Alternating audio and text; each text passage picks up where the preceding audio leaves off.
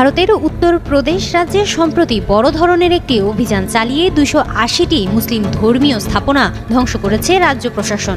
اخواني اصحاب الجلاله والسمو السلام عليكم ورحمه الله وبركاته يسرني باسم سيدي خادم الحرمين الشريفين الملك স্লোগানে স্লোগানে উত্তাল ভারত, মোদি হটাও ভারত বাঁচাও আন্দোলনে মুখর গোটা ভারত। কাতর হাসিনা একদিন যেভাবে ব্যর্থতা ঢাকার জন্য রেসিপির আশ্রয় নিয়েছিলেন, আজ মোদি কি ঠিক একই পথের যাত্রী? ঢাকার ভারতে সকল মসজিদ মাদ্রাসা ভেঙে দেওয়া হচ্ছে। ইতিমধ্যে কয়েকশো মসজিদ মাদ্রাসা ভেঙে দিয়েছে ভারতের হিন্দুরা। ইতিমধ্যে এই ঘটনায় মুখ খুলেছে সৌদি আরবের সরকার। তিনি কঠিন হুঙ্কার দিয়েছেন এবার ভারতে হামলা চালাতে পারে সৌদি আরব। কঠিন চাপের মুখে আছেন নরেন্দ্র মোদীর বিরুদ্ধে আবার হিন্দুরাই খেপে উঠেছে ভারতে কঠিন আন্দোলন হচ্ছে। ভিডিওটি আপনাদেরকে দেখাবো, না টেনে পুরো ভিডিওটি শেষ পর্যন্ত দেখবেন, একটি লাইক করে আমার সাথেই থাকবেন। ভারতের উত্তরপ্রদেশ রাজ্যে সম্প্রতি বড় ধরনের একটি অভিযান চালিয়ে 280টি মুসলিম ধর্মীয় স্থাপনা ধ্বংস করেছে রাজ্য প্রশাসন। ধ্বংস হওয়া স্থাপনাগুলোর মধ্যে রয়েছে 225টি মাদ্রাসা, 30টি মসজিদ, 25টি মাজার এবং 6টি ঈদগাহ। প্রশাসনের দাবি, এসব স্থাপনার কোনো আইনি অনুমোদন ছিল না এবং এগুলো উগ্রপন্থা ছড়ানোর কেন্দ্রে পরিণত হওয়ার শঙ্কা ছিল। বিজেপি সরকার বরাবরই অভিযোগ করে আসছে, অবৈধ ধর্মীয় স্থাপনাগুলো উগ্রবাদ ও সন্ত্রাসবাদ চর্চার জায়গা হয়ে উঠেছে। এই ঘটনার কয়েকদিন আগেই জম্মু কাশ্মীরের পেহেলগামে সন্ত্রাসী হামলায় 26 জন হিন্দু পর্যটক নিহত হন। এই প্রেক্ষাপটে উত্তরপ্রদেশ সরকারের অভিযানকে কেউ কেউ নিরাপত্তা নিশ্চিতের পদক্ষেপ হিসেবে দেখছেন, আবার অনেকে ধর্মীয় সংখ্যালঘুদের টার্গেট করার অভিযোগ তুলছেন। ঘটনাগুলো ভারতের সাম্প্রতিক ধর্মীয় ও রাজনৈতিক উত্তেজনার প্রতিফলন হিসেবেও বিবেচিত হচ্ছে।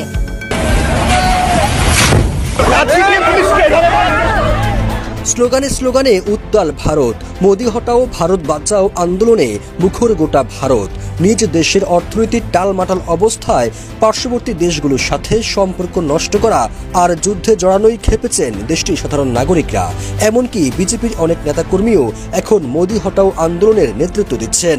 মোদি বিরোধী আন্দোলন এমন তুঙ্গে ওঠার পর দেশটির বিভিন্ন মহলে নতুন করে প্রশ্ন উঠেছে, তবে কি এই আন্দোলনেই মোদি সরকারের পতন হচ্ছে? দেশটির প্রথম সারির একটি গণমাধ্যমের প্রতিবেদনে উঠে এসেছে, কাশ্মীর হামলাকে কেন্দ্র করে 260 জন মুসলমানের লাশ চাওয়া বিজেপি নেতা শুভেন্দু অধিকারী আর হকার সাংবাদিক খ্যাত রিপাবলিক বাংলা টিভির ময়ূক রঞ্জন ঘোষকে খুঁজে পাওয়া যাচ্ছে না সমগ্র পশ্চিমবঙ্গ জুড়ে। ইতিমধ্যে জনতার হাতে মার খেয়ে তারা পালিয়েছেন বলেও গুঞ্জন উঠেছে। প্রতিবেদনে আরো বলা হয়, বাংলাদেশিদের কাছে মলম বিক্রেতা উপাধি পাওয়া ময়ূক রঞ্জনকে রীতিমতো গণধোলাই দিয়ে কলকাতা ছাড়া করেছেন সে দেশের হিন্দু নাগরিকরাই। সমগ্র ভারত জুড়ে হিন্দু মুসলিম দাঙ্গা বাঁধানোর পায়তারা করছিল ময়ূক আর শুভেন্দু অধিকারী। শুধু কি তাই, বাংলাদেশের কোনো পণ্য আসতে দেবেন না বলেও ঘোষণা দিয়েছিলেন বিজেপির এই নেতা। এমনকি বাংলাদেশি রোগীদের ভারতে না গিয়ে পাকিস্তানে গিয়ে চিকিৎসা নেওয়ার পরামর্শ দেন তিনি। এসবের পর বাংলাদেশিদের ভারতে যাওয়া বন্ধ হয়ে গেলে বিপাকে পড়ে না খেয়ে মরার দশা কলকাতার ব্যবসায়ীদের। এসবে ক্ষুব্ধ হয়ে কলকাতার সব ব্যবসায়ীরা একজোট হয়ে হামলে পড়েছে মুসলমানদের 260টি লাশ চাওয়া শুভেন্দুর উপর। আর মলম বিক্রেতা সাংবাদিক ময়ূক রঞ্জন তো শেখ হাসিনা ভারতে পালিয়ে যাওয়ার পর থেকেই নানা প্রপাগান্ডা ছড়াতে ব্যস্ত ছিল, যার লক্ষ্যই ছিল বাংলাদেশকে নিয়ে কটূক্তি করা আর গুজব ছড়ানো। দেশটির আন্দোলনকারীরা বলছেন, পাকিস্তানের সাথে যুদ্ধ বাঁধাতে ময়ূক আর শুভেন্দুর উস্কানির জন্য তাদের উপর খেপেছে ভারতের নাগরিকরা। এক পর্যায়ে তাদের গণধোলাই দিয়ে এলাকা ছাড়া করা হয় বলে দাবি করেন বিক্ষোভকারীরা। পেঁয়াজ ছাড়াও তো কত কি হয়, মিটিমিটি হেসে বলেছিলেন তিনি। সাংবাদিকরা হতভম্ব। জবাব ছিল পেঁয়াজের সিন্ডিকেট নিয়ে প্রশ্নে, তারপর কাঁচামরিচ, তারপর ডিম, তারপর বেগুন, একে একে এক এক রেসিপি। একসময় এটা রসিকতার পর্যায়ে ছিল, তারপর রসিকতার রূপ নিল নীতিতে, শেষমেশ নীতি রূপ নিল এক ভয়াবহ ব্যর্থতার, যার আছে শুধু বাংলাদেশ নয়, প্রতিবেশী ভারতও আজ যেন গ্যাস্ট্রিক, অম্বল আর হতাশায় কাতর। হাসিনা একদিন যেভাবে ব্যর্থতা ঢাকার জন্য রেসিপির আশ্রয় নিয়েছিলেন, আজ মোদি কি ঠিক একই পথের যাত্রী? ঢাকার রান্নাঘরের ফর্মুলা কি দিল্লির কনফারেন্স রুমে এসে গ্যাস্ট্রিকের বাতি জ্বালাচ্ছে? দাম বাড়লো পেঁয়াজের, উত্তরে তিনি বললেন পেঁয়াজ না খেলেও চলে। কাঁচামরিচের দাম হঠাৎ দ্বিগুণ, উত্তর এলো ফ্রিজে রেখে সংরক্ষণ করুন। ডিমের দাম বেড়েছে, উত্তর সেদ্ধ করে রাখুন। বেগুন উধাও, সঙ্গে কুমড়োর বেগুন রেসিপি। মাংসের বাজারে অগ্নিমূল্য, কাঁঠাল দিয়ে কাবাব করুন। এই ছিল এক দেশের সরকার প্রধানের নীতি। ঘূর্ণিঝড়, সাইক্লোন, বৈদেশিক সংকট বা অর্থনীতির অবনতি, সবকিছুর সমাধান ছিল কিচেন লেভেলে। গোটা দেশ তখন বলতো রাষ্ট্রনায়িকা কিচেন শেফ হয়েছেন। পাশাপাশি দাঁড়িয়ে থাকা তোষামোদের মুখ তখন হাস্যোজ্জ্বল প্রশংসায় ভাসিয়ে দিতেন দেশের সবচেয়ে অলৌকিক জ্ঞানদাতাকে। সংবাদ সম্মেলনে যেন তেলের ঝর্ণা বইত।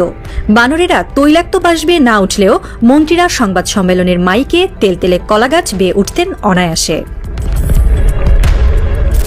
তবে অতিরিক্ত তেল খেলেই যেমন পিত্ত জ্বলে, তেমনি রাষ্ট্রক্ষমতায় অতিরিক্ত আত্মবিশ্বাস, অদূরদর্শিতা ও ব্যর্থ নীতির জ্বালাও একদিন ভয়ঙ্কর রূপ নেয়। 5 আগস্ট 2024 তারিখটা আজ ইতিহাসের পাতায় লাল কালি দিয়ে লেখা।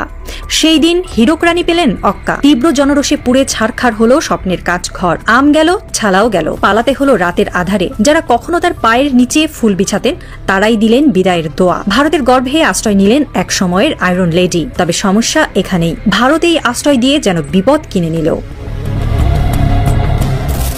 মোদী প্রশাসন মনে করেছিল এককালের রাজনৈতিক সঙ্গিনীকে আশ্রয় দিয়ে তারা কৌশলগত সুবিধা পাবে, কিন্তু উল্টো হলো। পেহেলগামের হামলার পর থেকে শুরু হলো দুর্ভাগ্যের ঝড়। যেদিকে মোদী তাকান সেদিকেই এখন সর্বনাশ। অপারেশন সিঁদুর দিয়ে পাকিস্তানে হানা দিতে গিয়ে উল্টো 3টি রাফাল খুইয়ে ফেলল ভারত। বেলচুস্তানে মিসাইল ছুড়ে স্বাধীনতার স্বপ্ন দেখতে গিয়েও পেল শুধু মরুভূমির নীরবতা। ভারতের সেনারা হতভম্ব। পাল্টা আঘাতে প্রতিরোধ হারিয়ে যুদ্ধবিরতির দড়িতে ঝুলতে হলো দিল্লিকে। মার্কিন প্রেসিডেন্টের দ্বারস্থ হতে হলো মহাবীর মোদীকে। বিপর্যয়ের তালিকায় নাম তুলতে তুলতে মোদীর দল এখন ক্লান্ত।